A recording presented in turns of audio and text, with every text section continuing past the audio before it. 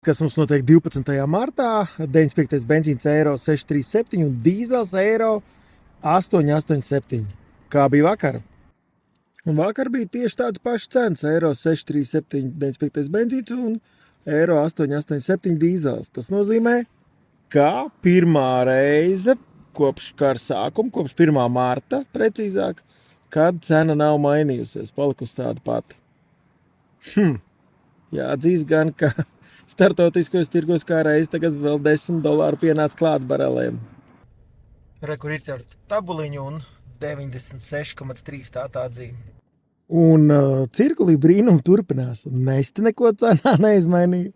Un arī šeit mums ir palikuši tieši 1,7 centi starpība.